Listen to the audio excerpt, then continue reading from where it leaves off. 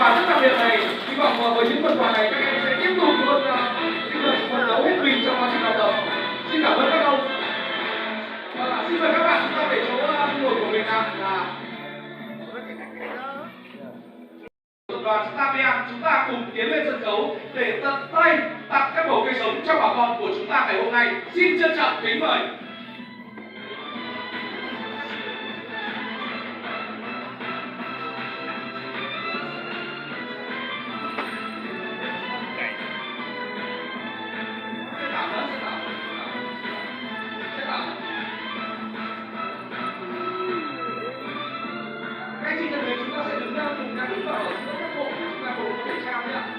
Người bên trái sang người bên phải nha các anh chị.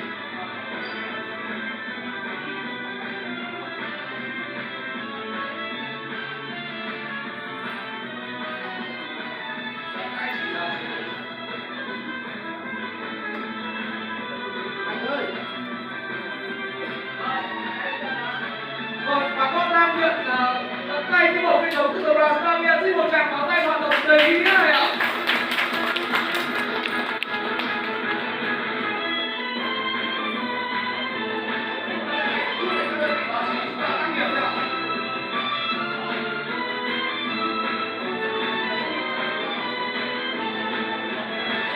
Quý vị để tiếp nối chương trình, xin trân trọng kính mời ngay bây giờ các quý vị đại biểu, các vị khách quý cùng toàn thể bà con nhân dân.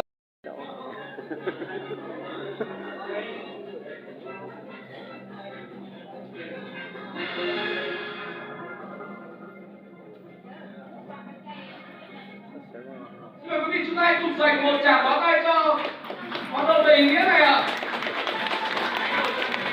Hy vọng rằng những cây giống sẽ tiếp tục sinh sôi nảy nở, đem lại những giá trị tốt nhất cho người dân của hai xã Nam Bắc Tần và Xế Trung Bình nói riêng, Mù Căng Chải nói chung. Xin trân trọng cảm ơn.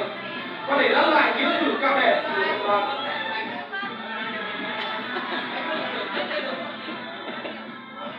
và chúng ta hãy dành một chút thời gian cho các đơn vị báo chí và truyền thông trung ương địa phương ạ. Dạ. Xin một tràng pháo tay nữa ạ.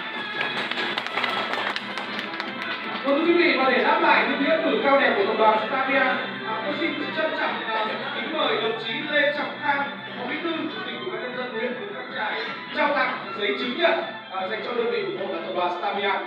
Xin trân trọng kính mời.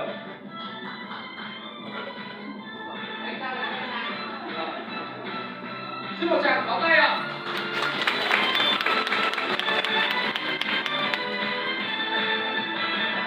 Xin trân trọng cảm ơn các quý vị đại biểu và các vị khách quý trao tặng những phần quà ý nghĩa. Xin trân trọng kính mời.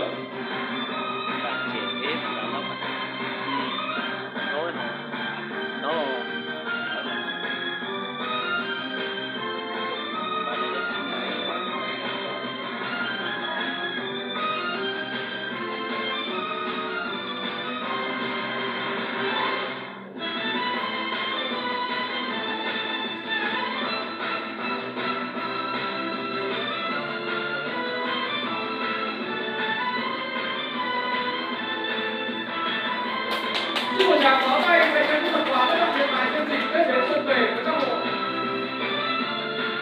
Xin cảm ơn các quý vị đại biểu và các hộ gia đình ạ.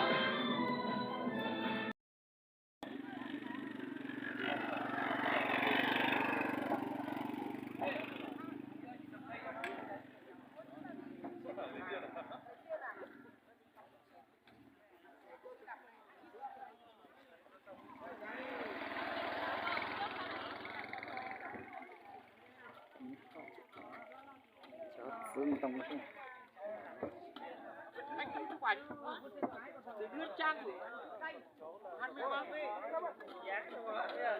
Nam ơi, Nam đâu nhỉ? Anh làm tự nhiên đấy em à? Dạ. Làm cái làm kia đi. Anh lùi lại cho em. Vâng.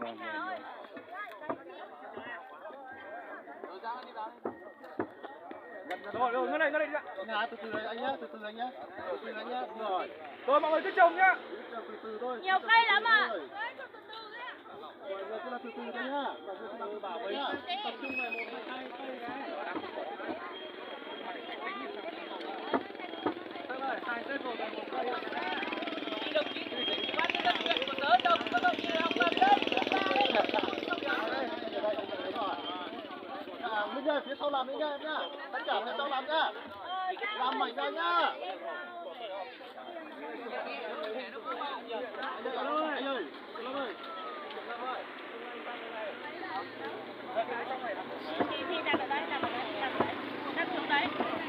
Anh ơi, xong mà đến tưới nước nhá. Chưa đâu, Rồi cái quay lại.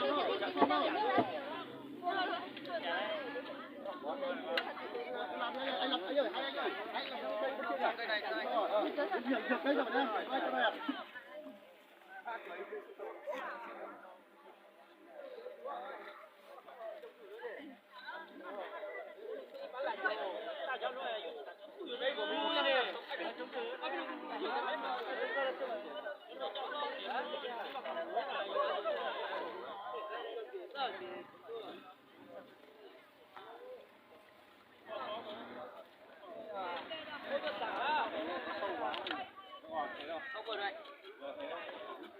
Đề nghị các thủ trưởng dẫn từ ngoài vào trong em nhé. Làm từ dưới lên trên rồi. Này mưa cái tưới nước cho nó nóng vậy à. Đất này là đất tốt đấy nhỉ. Tưới nước. Cái chả rút được tưới thôi.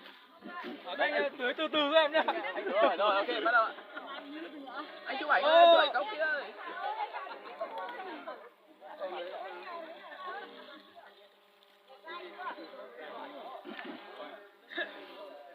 Rồi đổ sang Anh ơi, anh chị bắt chưa? Chị Hà ơi. Anh cái trồng cây này, đằng sau cái trồng cây đi ạ. Có nhiều thế này nữa. Từ từ anh ơi, từ từ thôi anh ơi. Từ từ thôi. Anh cho em nhờ cái bánh đỗ phát anh ơi. Đấy anh Hà, từ cho em, từ cho em. Đúng rồi. Đây anh ơi. Đây. Ok. Nước ở đâu nhỉ? Bộ phận hậu cần rồi. Nước ở trong kia nhiều lắm. Em kiểm tra nhỉ? Em kiểm tra một cái. Đây. Nước bên kia em ơi, nước vào trong nhà đi em ơi. Đây lấy nước đây.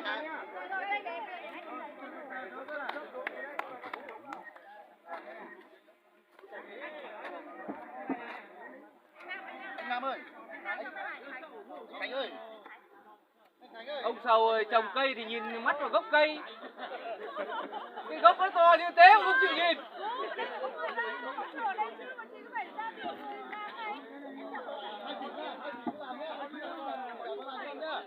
Không để các anh chị đang check in. Đây.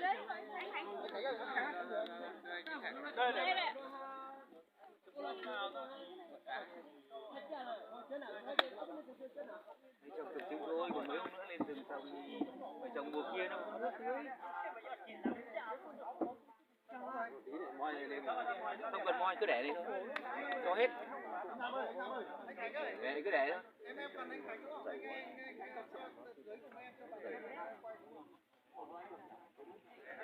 Mấy chị cứ làm đấy nhá, mấy chị cứ làm phía sau nhá.